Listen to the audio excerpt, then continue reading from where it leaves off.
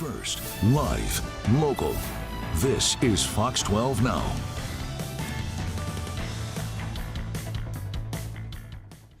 Hello everyone, this is Fox 12 Now. That is a live shot out at Seaside. It looks amazing there. And we're going to be talking about the coast here for this segment today. Again, welcome to the show. I'm Greg Nibbler, as I mentioned.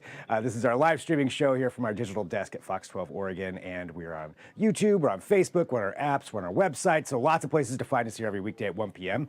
But a series that we've been doing here over the last, few weeks or so has been talking about how to stay safe on the waterways in Oregon. And today, we're talking about the coast and going back there and talking about waves, swells, whitecaps, all of that. What does it mean? That's what we're going to find out because we've got our expert here joining us once again. We have Charles Loos. Charles, it's so good to have you on here.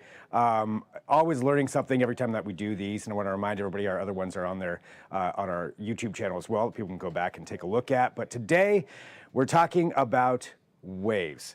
I'm going to let you lead us into this. Sure, and thanks for having me. It's always a pleasure. So there are two kinds of waves that we deal with on the beach and on the ocean. One is swell, which I want to talk about a little bit later, but let's talk about wind chop first. And if you have that first Columbia Gorge, I do. Put that up. And this is the kind of stuff that you see everywhere on lakes and ponds, rivers, and so forth. The wind blows and you get whitecaps. It's pretty simple. It's a local phenomenon. And when the wind dies, the whitecaps go away. So you'll see this everywhere. For the beachgoer, this kind of stuff is not dangerous. It's just inconvenient because when the water's whitecapping and the wind blowing, it's not as much fun. For the boater, this stuff can be a little more dangerous, but I just kind of wanted to get this out of the way. This is wind chop. This is not what we're really concerned with today. Today, we're going to talk about ocean swells. And so what is ocean swell? So ocean swell is created thousands of miles away by the great ocean storms. You need two things to create swell. One is you need wind to blow for several days, and Okay. you need it to blow for several hundred miles. So several days, several hundred miles, which means you will never see swell on the river, on the lake, on the pond. It doesn't exist. Doesn't exist. Swell are these things that come and they travel across the world. Do you have that aerial view of the coast showing? Yes, I do. Okay. The other one. The other one oh, yes. Yeah. Right here? That's it. So this is swell. Notice how even and regular this stuff is. This swell is coming from the Gulf of Alaska. It's coming from Japan. It's coming from New Zealand. It's coming from all over the world. And once swell is born, it travels the world until it hits a beach somewhere. Now, you notice there's not much wind in this photo, but nonetheless, the swells are coming in. Yeah, and it's when kind you see of waves, slowly coming there over the waterway. Yeah. Yeah, exactly. Once swell is created, it's permanent until it hits a beach somewhere. And this is what surfers ride. This is what rolls your kids around at the beach when they go out too far and so forth. So swell, when it's created, it travels across the ocean in little packets, in little groups. We call them sets. And so what you'll often notice at the beach is 3 or 4 or 5 big waves, and then it's calm for a little while. That's the lull between sets. And then 4 or 5 big waves, and then it's calm for a little while. So that's very much a characteristic of ocean swell. Could you put on the globe picture real quick? Yeah. So this is from NOAA. These are storms from a few days ago, and this is where swell comes from. You can see some kind of disturbance up there off Japan. That's probably sending us some swell. There's nothing going on in the Gulf of Alaska, which is unusual. There's something going on in Hawaii, might be sending us some swell. And then, of course, in the southern hemisphere, it's winter down there. We're getting a lot of activity down there. So swell's coming at us from all over the world at all times. So these are storms that are going on and blowing for, maybe not necessarily a storm, but winds blowing for several hundred miles and for several days.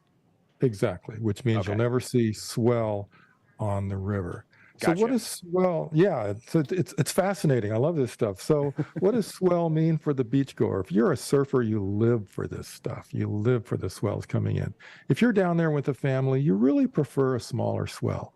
You know, when the swell is 2 feet, 3 feet, that's playtime. Let the kids go out there with their boogie boards. You know, grandma and grandpa can go wade around. It's all fun. It's all good.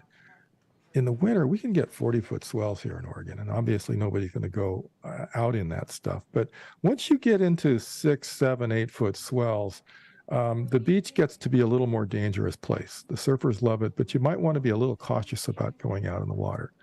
We can get 40-foot swells. Isn't it awful? It's awful and crazy. terrifying, and that's why people go wave watching in the winter down here. Now they're breaking a mile out because they're so big, but they are massive. It's Wow. crazy. Yeah, Yeah. that's nuts. Okay, so so once they get to about 6 or 8 feet, that's when you want to start watching out.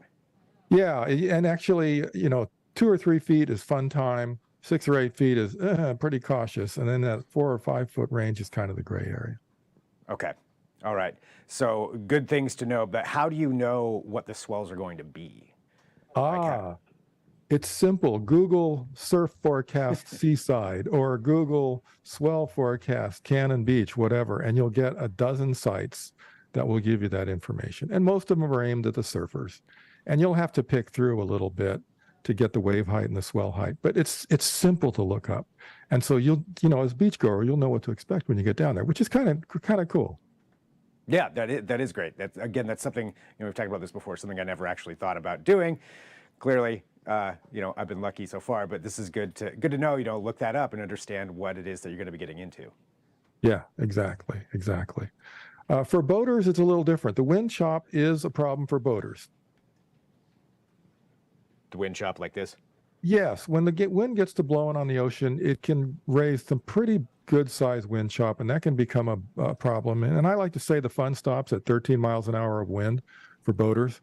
Above that, you've got white caps. People are getting seasick. People are getting uncomfortable. Somewhere around 13 miles an hour. And it's actually a pretty good break point for beach people, too. You know, if you don't want a lot of wind when you're down at the beach. So 13 miles an hour is kind of a break point for that. Okay. All right. So that's, once you know that it hits that, then it's not going to be as much fun.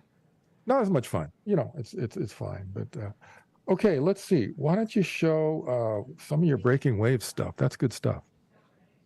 That's it. Right here. Okay, look at that. Swell is the accumulated energy of storms blowing for hundreds of miles, and the amount of power in these things is massive. That is just tons of water pile driving down hard. And so they are, you don't want to get caught in that sort of stuff. It's really, it can really be pretty intense. Why don't we go to the next one, Greg? So that is the accumulation of a whole bunch of swells. No, that's one swell, but the swell is it's an accumulation of energy. It's built up its energy by the wind blowing over the surface of the water for hundreds of miles for several days. And that's why there's just so much oomph in these things. It's just really amazing. How about this one right here? Yeah, I mean, here's a surfer taking off on that. That's just beautiful stuff for those guys. But just a little bit of wisdom. Let's say you're out in the water and you do. Okay, let's watch this, guy. So there's a surfer up top right, the second surfer in the white water. Watch what he does when this wave comes. He's going to go under it. Yeah. Down he goes. Yep. Okay. That's wave survival and wave skill 101. When you got a wave coming at you and you're at the beach, go under the darn thing. Don't let it smash you and roil you around and so forth. You'll see every surfer, every lifeguard, every waterman, when they're in the surf zone and the wave is coming, they just go under it and they miss the worst of it. There's one more. Oh, you can't see that picture. Doggone it. Okay. Anyway, so, for you guys, teach your kids, do all that. It's a pro move. It's a lot of fun. And that's what you do. Yeah. Teach them to go under the wave. And that is the best way to handle those things. Okay, don't Yeah, try to jump exactly. over it because it's not going to work. Or you're just going to get trounced. Yeah, I've had that happen before. Yeah. All right, anything else that you think people should know about and understand this and staying safe out there? When you look at the swell forecast, understand that those swells are going to peak up 30% when they hit the beach. So a 3-foot swell becomes a 4-foot wave. 5-foot swell becomes kind of a 7-foot wave. So understand that. And the other thing is our water is really cold. Be careful with that stuff. 52 degrees will take your breath away. So be careful with that as you're enjoying the water. And other than that, enjoy our fabulous beaches. It's a great time out there. This is great information. I think everybody should know about this, being safe out there. And you're right, it is very cold. Although I'll still get in it, but yeah, it's some cold water, so watch out for that too. And I've learned now about swells. I know to look that up, understand how that works, where they're coming from. Charles, you always, this is a great segment. It's great to learn about all these things. Anything else you want to add just for everybody? As far as where they can find out more about you and... Well, my website is theoceancoach.com. I teach small boaters how to take their boats onto the ocean. That can be individual coaching or digital classes. So look me up and I'll help you out. Fantastic. All right. Thanks so much. As always, great to see you. Thanks. And for everybody watching, again, you can watch our other segments with Charles at our website or on our YouTube channel at our Fox 12 Oregon YouTube channel. Go there. And I'm going to be back here at around 1:30 p.m. We're going to stick with the coast theme today. We're going to be talking about Newport, where starting today, you're going to start seeing some changes if you're down there in Newport, especially at the Driftwood Park, because Oregon State is starting a further construction on their installation of a wave energy project. You're going to see a really big ship parked off the coast down there, I think on Monday, but we're going to talk about what's going on there, why this is so huge. This is the first time in the United States that this has happened, so a big interview coming up there. We've got the chief scientist in charge of that. It's going to be joining us at about 1:30 p.m. Pacific. So wherever you're watching us right now, come right back then. I will be here waiting for you. Until then, I'm Greg Nebler. This is Fox 12 Now.